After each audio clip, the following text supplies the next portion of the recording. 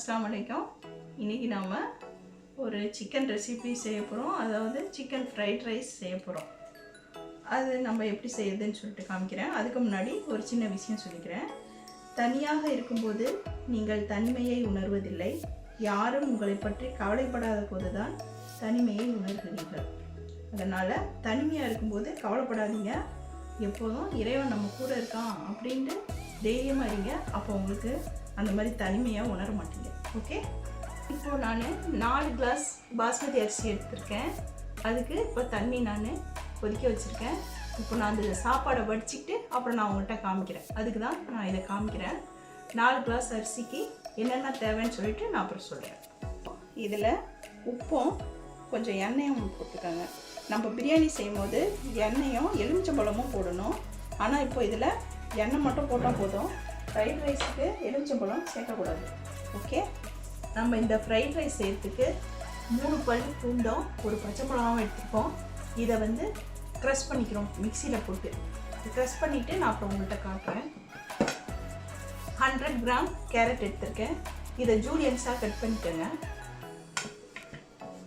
Beans 100 gram எடுத்திருக்கேன் இதையும் கிராஸாக கட் பண்ணிக்கோங்க எல்லாம் ஒரே மாதிரியே கட் பண்ணிக்கோங்க முட்டைக்கோஸ் ஒரு 100 கிராம் எடுத்திருக்கேன் அதையும் அதே மாதிரியே ஜூலியன்ஸாக கட் பண்ணிக்கோங்க அப்புறமா வெங்காயத்தாள் எடுத்திருக்கோம் அதாவது ஸ்ப்ரிங் ஆனியன் இதோட க்ரீனிஷ் மட்டும் தனியாக வச்சுருக்கேன்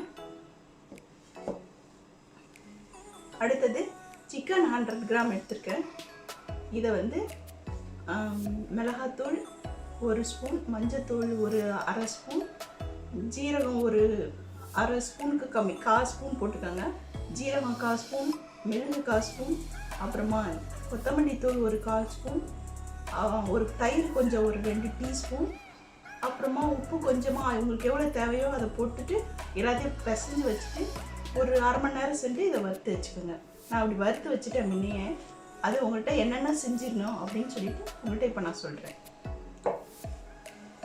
அடுத்தது சோயா சாஸ் 2 டேபிள் ஸ்பூன் வச்சுருக்கேன் உப்பு ஒரு டீஸ்பூன் சுகர் ஒரு டீஸ்பூன் மிளகு ஒரு டீஸ்பூன் ஓகே இப்போ நான் எப்படி செய்யுது அப்படின்னு சொல்லிட்டு உங்களுக்கு காமிக்கிறேன்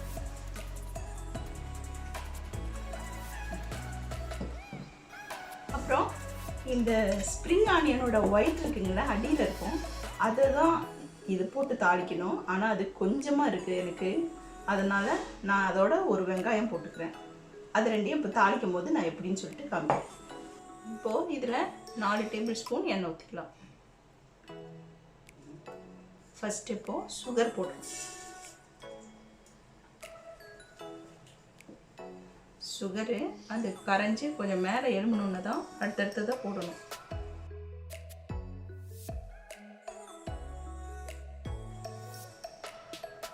இப்போ சுகர் கரைஞ்சி மேலே வருது இப்போ நம்ம அந்த பச்சை மிளகாவும் பூண்டும் க்ரஷ் பண்ணி வச்சுருக்கோம் அதை இதில் போடுறோம்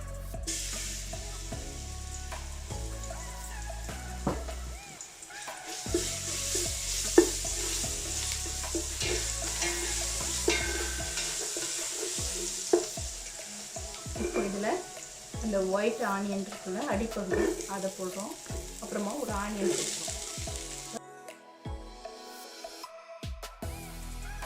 இப்போ நம்ம பீன்ஸ் போட்டுக்கலாம்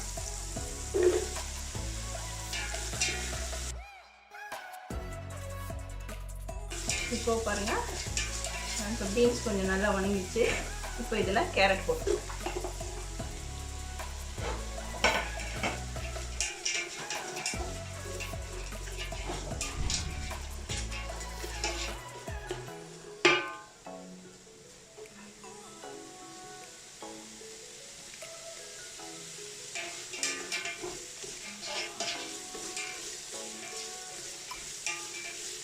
இந்த காய்கறி எல்லாம் ரொம்ப வணங்கிடக்கூடாது 2 ஒரு அதாவது ஒரு 20 செகண்ட் வணங்கினா போதும் எல்லாத்தையுமே அப்படி போட்டு 20 செகண்ட் மட்டும் வணக்கிக்கணும் இப்போ கேபேஜ் போடுறோம்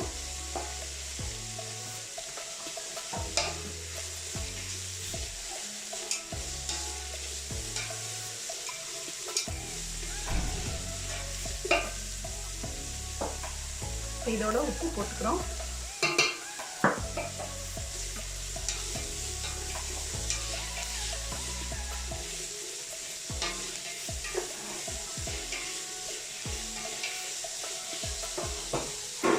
இப்போ இதோட வறுத்து வச்ச சிக்கனை இதில் போட்டுக்கிறோம்.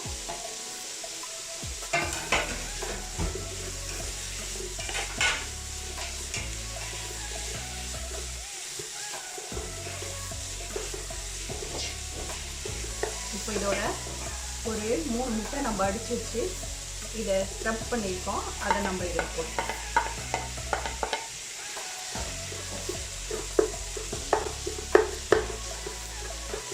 நான் தனியாக கிண்டி இதில் முட்டை சேர்த்துருக்கேன். நீங்கள் இதிலே சைடில் கூட போட்டு சேர்த்துக்கலாம். நான் இப்போ எப்போவுமே இது தனியாக தான் செய்வேன்.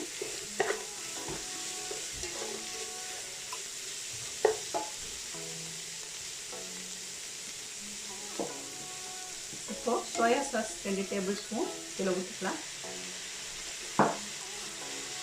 மிளகு போட்டுக்கலாம். மிளகுத்தூள் 1 டீஸ்பூன் போட்டுப்போம்.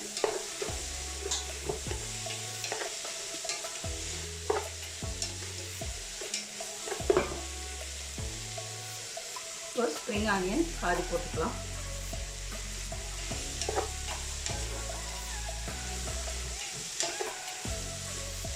இதோட அரிசி எடுத்து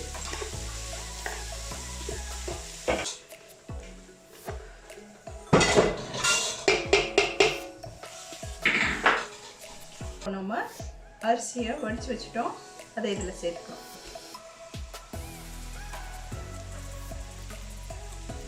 உங்களுக்கு உப்பு தேவை அப்படின்னா நீங்கள் போட்டுக்கோங்க.